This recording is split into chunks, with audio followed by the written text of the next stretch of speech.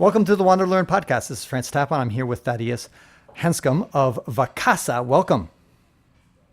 Thank you, Francis. Great to be here. So Thaddeus, tell us a little bit about Vacasa. Well, first of all, let's get a quick little background on you. You went to UW for your MBA. You also went to Stanford GSB, and then you've consulted for Amazon, and now all of a sudden you're in Vacasa. So tell us a little bit about Vacasa. What brought you there? What makes you interested in place? Because most people haven't even heard of it. Sure. So before Amazon, I spent 7 years at Expedia and got to spend some time as an executive there and loved the world of travel. So really fell in love with travel and got to travel all over. Lived in London for 3 years, but travel around Asia, work out of Australia. Got the travel bug and moved my family down to Portland for a while, exploring other opportunities after Expedia. And then when I was trying to find, a couple of years ago, I was looking around for the next opportunity, right? Where did I want to work? And I wanted to get back into travel and met the founders of Vacasa and recognized that they were operating really in a wonderful space that was really fragmented, and they're driving tremendous value, both for guests and for homeowners in the world of Airbnb, the sharing economy, renting out your home while you traveled the world, and wanted to be part of that journey as they were just starting. They were a startup, getting ready for IPO, and had just gotten preliminary funding. Have they gone public already? Nope, not yet. Okay. Nope. So everything we say here could be used against you in insider trading. Yes, I didn't consult, I think, the SEC notes very clearly. You cannot buy Vacasa. No, they're on the path toward an IPO. Are they looking for it 2019 or so, or what? I don't think there's not a date on the calendar. Okay. I think that is one of those things that if I knew, I couldn't tell you. Got it. Okay, so what can you tell us about who your customer is? In other words, is your customer the homeowner or the customer the person who's renting the property? How does Vacasa work, really? Right. So there's two primary. Vacasa wants to be the one-stop shop for everything vacation rentals or short-term rentals, income-generating vacation homes. And so one customer is the guest. So if you go to vacasa.com, we have over 10,000 properties in 23 different states and 16 different countries where you can find a wonderful vacation home for your family. And we have those curated homes, everything from a condo on the Oregon coast to a wonderful vacation home in Italy where you could plan a family vacation around. And one quick question. Sorry to interject, but what percentage of your house, your properties are in the United States versus abroad? Yeah, so it's about 80-85% domestic. Okay. And 15-20% international. And international, I imagine you're focused mostly on Western Europe, or do you also have stuff in East Asia? Most of it's so Western Europe and then South America, Mexico. Okay, yeah. Got it. Usted habla español porque tú viviste en Chile. Sí, un año. Okay. The translation. ¿Vamos a hacer este podcast en español o inglés? So, ¿Cuál quieres? For the sake of everybody, let's stick to English. But anyway, yes. So Thaddeus worked for a year or studied a year in Chile. I did. Okay. So go ahead. So what I want to know is the first thing people are going to hear about when they hear the elevator pitch is they're going to say, okay, how is this different than VRBO? How's this different than Airbnb? What's your way to set yourself apart? Right. So you asked about who our customers are, who Vacasa's customers are. And I talked about how you can find our properties on vacasa.com, and we market those properties for our homeowners on VRBO, on HomeAway, on Airbnb. And so one customer, we have very much top of mind are the guests that come and stay at the properties that we service for our homeowners. And the second key demographic we have, key customer group, are those homeowners. So we have about 10,000 homeowners that are working with Vacasa. They have a home either in the United States of America or abroad, and they've asked us. So we have. They've asked us to look after that home, manage that home for them, help drive rents for the home. So the value promise that Vacasa has is we drive more revenue with less hassle for the homeowner. And so if you have a second home, it's permitted for short-term rent. We do everything for that homeowner. We market the property. We have cleaners to take care of the home. We drive guests. We take care of the guests when they're at the home. We clean up after when guests leave, help turn the home, and drive more revenue from the property for their asset with less hassle. So this is turnkey property management, basically. Yes. Okay.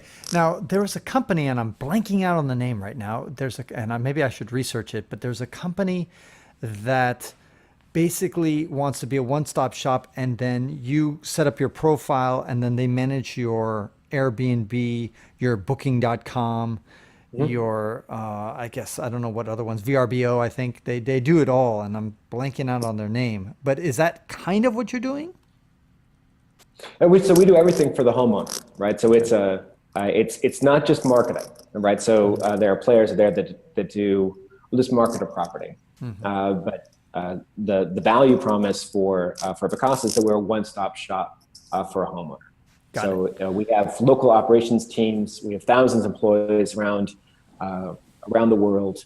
Eyes on the home. We'll take care of that property, so the homeowner doesn't have to be proximate to the home, and you can rent out your home and not worry that what's going to happen to it while you're not taking care of it. So a lot of the homes that we manage have been in someone's family for years. Right there, and they're in many cases, it's their most valuable asset, and so they have concerns about giving that up, about renting it out, having strangers come in their home, right? And so they may be making a decision: do I participate in the sharing economy? I hear great things about it. I heard that in my market, whether it's a ski town or a beach town, if that home is in a vacation rental market, they hear good things from their neighbors about the possibilities of renting out their property for short-term rentals. But they're concerned about giving up control, and they want to find a partner they can trust. And so Vacasa has been doing this since 2009. We've pioneered a rate optimization for our owners in the short-term rental space. We have industry-leading algorithms to help price units. We think about pricing like airlines think about pricing for our homeowners, and again, driving more revenue with less hassle for the 10,000 homeowners that work with us. Do you have a front end for, let's say, the traveler who just wants to rent a beach property in Florida, or do they do it all through your partners like the Airbnbs out there? Sure. So you can go to vacasa.com and check our properties that we have today for market. So if you're looking for, and I can book. Yes. Okay, got it. So you do have a front end where I can put my credit card and reserve for 1 week, etc. I mean, I imagine all these things are primarily for longer stays, not for 1 night or 2 night deals, or you do everything? No, we do everything. Okay. Right. Got it. So yeah, if you're most of our bookings are for multiple nights, but you can book something for tonight. Okay, so when somebody is listening to this and says, "Okay, I want to go on a 1 week vacation to the Bahamas or to Austin, Texas," and they look at Vacasa.com, this is their opportunity where they could book, and they should add that to the list of websites in addition to the Airbnbs and the hotels.com or whatever else. Right. So exactly. So Vacasa properties, again, we had the properties on Vacasa.com, and we also must market those properties for our owners on Airbnb and VRBO and HomeAway on different channels to drive the most revenue for our homeowners. But what's different when you look on Vacasa.com and you look on our properties is all those properties are professionally managed. So it's not the case that sometimes when you're traveling, you want an experience where you're cohabitating with a host, right? You like the idea of sharing a fridge. You like the experience of what's the discovery that it's going to be in the cupboards that are open. It's a couch surfing. The dogs are running. It's a chance for you to immerse yourself in somebody else's space. That isn't Vacasa's value proposition to a guest. For guests that book on Vacasa.com and for guests who book our properties, it's a professionally managed home. And that means you have your own space, you have your own living space. We have professional cleaners cleaning the home. There's a standard of quality that we have. We drive tremendous guest satisfaction from that professional cleaning and professional maintenance of a home. Is it a daily clean or is it once a week? Oh, so it's post stay. So in some markets that there are in-stay cleans, but generally that model is like an Airbnb, which you would expect. Okay. The home is clean when you get there. So we have professionals do cleans before you get there, right.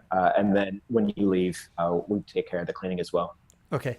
And so would you say that the properties in general are a bit more high end compared to what you might find on Airbnb? Or, I mean, to me, it sounds like it's VRBO. Airbnb is more your closer market comparison rather than hotels.com. Because you're staying you're staying in a real home, right? A real apartment or something. That's right. And VRBO and HomeAway are booking channels, right? You can find the homes. And Vacasa is a booking channel. Hotels.com is a booking channel. You find homes. What Vacasa does is for the 10,000 homes in our portfolio, and we've struggled to keep up with homeowner demand in the market. So we're a company that's grown 60 to 80% year over year since we were founded. There's demand from those two different audiences. One are guests, and guests wanting a home that's professionally managed, where there's no surprises in the refrigerator. There's no surprises in with the smell of the carpet. They've got, we have professionals that take care of them. We have a customer service group that operates around the clock to take care of our guests that are professionally run, as opposed to someone who's working part-time, trying to take care of a home. And there's different experiences. There's sometimes, where you want the serendipity and you want the risk of traveling someplace and you want the joy of discovery. And there's sometimes when you're traveling where you want consistency and you want a predictable experience and you want a level of cleanliness and because you have a lot riding on the trip. It's a family get together. You're bringing people together. It's an event you've all saved for and planned for a long time. And Vacasa has a standard of care for homes that is, we think, really top notch and has driven a tremendous amount of customer satisfaction and driven a lot of the growth for the company. And the other side is for homeowners, right? Homeowners come to us because we'll take care of everything for them. Mm-hmm. So you have like a central calendar, I imagine, to manage all this stuff so that when somebody, let's say, books it either directly through your website or books it on Airbnb, that you'll take the property off of booking.com or the other places that's listed. Okay, got it. So that's part of your, that's right. That's part of your thing. So if VRBO doesn't list the same property and you get a double booking or triple booking. That's right. So we have, we invest a lot of resources as a company on our data scientists and our analytics end to help with rate optimization and pricing. And we invest a lot of resources in our engineering team on doing things like direct API integrations with those platforms. Okay. So when there's a booking on a third-party booking channel, on a HomeAway or an Airbnb, that we take that calendar block for that unit, it's no longer available. So you don't have to walk a guest, right? We talk about it internally about the guest experience, and in in making sure we're doing nothing as a company to ruin someone's vacation. Again, we want to make vacations. People have dreamed about their holiday, and how can we help make the most for the vacation they have planned. And if you don't get that right, and they're companies, they're individuals, you get it wrong, right? When you have to follow up with someone and say, hey, I'm sorry, there's double booking. Right. That's a The problem. home's no longer available. Yeah, it's a problem. Right. So one of the things that probably annoys you, because you have to be basically an evangelist, you're dealing with a lot of the partnerships. And when you're trying to find partners, you are probably annoyed by how many people always compare you to Airbnb, and you're like, but we're not like Airbnb, right? But I finally, it entered my brain, finally a company that I do think you guys are similar to, but I want you to have a chance to explain how you're different. Okay. It's now I just remembered it. It's called FutureStay.com. And I don't know if maybe you're looking at, you have an expression on your face. You're saying, well, No, have I heard of it? I've not heard of FutureStay.com. Okay, yeah, well, all right, do your research there. This is, I don't remember even how. I think a friend of mine, somebody I met, that's right. Okay. I met somebody at a party like Yeah. 7 years ago, and he gave me, or maybe it was 6 years, anyway, he gave me his business card. And believe it or not, when I came back from Africa, I went back and I was just like going through all my business cards, and I found this thing called FutureStay. And I was like, huh, interesting company. And from my understanding, again, I don't know them that well myself, but that they have like a one-stop shop kind of thing similar.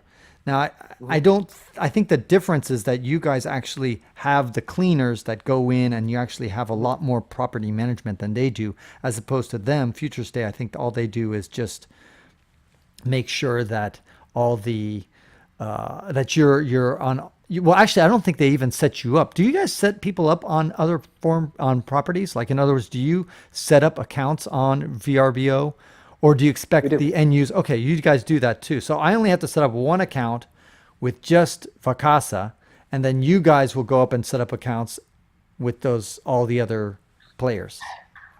So we'll set up we work with the homeowner on getting the home ready for guest ready. For the first day, and we have design services that they like to consult with to see how they could optimize guest demand for their property. But it's our photographers that come in, so we have professional photographers to take the photo. We have our copywriters that work on writing the copy for the home. Got it. And so we'll help. We build with the homeowners as much consultation or input as the homeowners can give us. It's their property. But we're driving, we optimize their listing for Vacasa. We optimize their listing for HomeAway. We optimize it for Airbnb and across the channels. Okay, so you're a lot more hands-on. So I imagine your fee has to be much higher than FutureStay, because you're doing a lot more service than FutureStay is. FutureStay is just basically, I think you have to set up your property on Airbnb. All you got to do is like link your calendars, all synchronize it with FutureStay. That's their value added, but you guys are going to a whole new level of sophistication and service than they do. So to me, FutureStay is not a turnkey solution. It's you guys are truly turnkey. You're soup to nuts, everything, the whole thing. So that's right. What's your pricing structure? How do you guys, you take a commission, I imagine, or is there a setup fee? It's like somebody says, okay, I've got a vacation property sitting in Lake Tahoe and I want to do it with Vacasa. What's your fee structure? So there's no setup fee, but there's no hidden fees with Vacasa for the homeowner. But we do take a percentage of the rents. So we get paid when the homeowner gets paid. And that percentage varies by market, and it varies on the income generating potential of the home. Broad range is 25 to 35%. Got it. Okay. And that percentage does not change over time or over seasons, or whether it's the holidays or whatever. So, and is it a 1-year commitment, or is it a month-long commitment, or is there any contract at all? There's a contract, but there's the commitment would be to guests that book on the property. So with the contract, if you have outstanding stays, like you commit to being with us while we take care of guests who have booked the stay at your property. Again, that's so it's not something you want to, we don't have homeowners that turn us on for 3 months and then turn us off, right? We're not, we should be partnering. Right. If you're tired of the second job of managing a home, if you're just in someone taking care of the home for you, we are a long-term partnership, and that's our focus, and that's where we're working with homeowners. And I think that for some people, let's say listening to this and they have a vacation home and they're like, oh my God, I don't, that, 20, 30% or whatever is a high price to pay. I guess the value proposition for you is that you're saying, okay, well, we can actually get more money. In other words, your property that normally rents out for $100 a night, we can get it for $130 a night just because of our brand and because of our marketing efforts and because the way we soup it up and the way we do better photography, you can command a better price. So in fact, you're paying for yourself. So I'm paying for your service because you should be able to charge a premium because you've souped things up, you do more marketing, you put in more channels. And for somebody a homeowner to do this for themselves, either A, they're not going to do it well. B, it's going to take a ton of their time, and time is money. So I can see that's the value proposition of somebody says, you know what, I've got a full-time job. I don't need 2 full-time jobs. That's right. And, Vacasa is not the cheapest option out there. Right. But we don't think you should go to the cheapest dentist. You probably don't want to go to the cheapest barber or find the cheapest heart surgeon. I go to the cheapest barber. Oh. But there may be times, right? I mean, like to what you said, Vacasa is not for everybody, right? I mean, sure. It's not a. There are cheaper ways to do it. What's your insurance policy on if some guest comes there and thrashes the place? Right. So we make sure that, so we have a preferred provider on the insurance space. That's Assurant. Homeowners can take out their own guest insurance policy. So there's, but every home has to be insured that we work with. So that's so you need to have insurance for the property. Okay. So, but you don't provide any insurance on top of that. In other words, they might have the regular homeowner's insurance, but so we don't. So we work with the homeowner to make sure that they're educated for their options there, but they can't use regular homeowners insurance and list with Vacasa. So they have to have specific vacation rental homeowners insurance. Okay, so the homeowner is on the hook to upgrade their homeowner's insurance policy. That's different than Airbnb. I think Airbnb, they provide like insurance, don't they? Or I don't know. So I know that, so Airbnb has, I think, a safety net policy, but I'm not familiar with their exact insurance policy. Mm-hmm. Okay. All right. So, but they have good marketing around that, right? They have a hey, well, it's $1 million if someone thrashes your home, we'll help. We'll take care of it. I think that was in reaction to some early incidents, and they've had some spectacular issues, and so they have a very public insurance policy. Right. So, but Vacasa does not have that same equivalent policy. Not that I'm aware of. Okay. All right. So, because I know also when I used to use getaround.com, which is a car sharing service. So I rented out my car, and it was the same thing. And there was another one called Turo, Turo. Yes. Same idea. And they also provide a supplemental insurance on top of my regular. So they obviously, I have to have car insurance, but they have a supplemental insurance too on top of that. I never had to use it, of course, but that's something that is useful. Any tips that you would give people who are thinking about using Vacasa either as a homeowner or as a renter? For as a renter, the easy one is book early, right? So do your shopping, look early, read the reviews. That's the easy one. And as a homeowner, I think it's do your research. So Vacasa has been around for 9 years. We have really strong growth throughout those 9 years and a tremendous amount of homeowner demand. And so when you find a partner, someone who's going to take care of your home, look and see there's lots of options out there, right? I mean, there's a lot of different ways you can take care of your vacation rental property. You can participate in the sharing economy, and we love what we have tremendous demand for our services, but there's plenty of different ways you can do it. So find the right company for you. Got it. And if people want to learn a little bit more about Vacasa, I imagine just go to vacasa.com, Vacasa. That's right. So vacasa.com has, at the top, you can find solutions for you, whether you're looking as a guest and finding a property to rent, a vacation home to stay, a homeowner. You can look in our property management services for your vacation home. Or if you're looking to buy. So if you are somebody who's thinking about buying a second home, you're wondering what the best markets are to buy a second home. We just launched our winter market report that looks at the top 10 winter markets where folks might buy if you're interested in a ski cabin. So that's in our winter cabin report. And we did a top 25 market report earlier this year, looked at the top 25 markets by cap rate. So if you're looking at markets where your home is going to punch above its weight, it's more likely to pay for itself. That's in our top 25 report. So there are resources for you, whether you're a guest, a homeowner, or a prospective home buyer, and you're interested in buying a vacation home. Great. And so what's the direction of Vacasa for the future? Where do you see yourselves going? So the company really wants to be that one-stop shop. I think there's looking at vacation rentals and vacation rental properties, where to buy, who's going to take care of my home, where should I stay? There's still a lot of complexity in the space.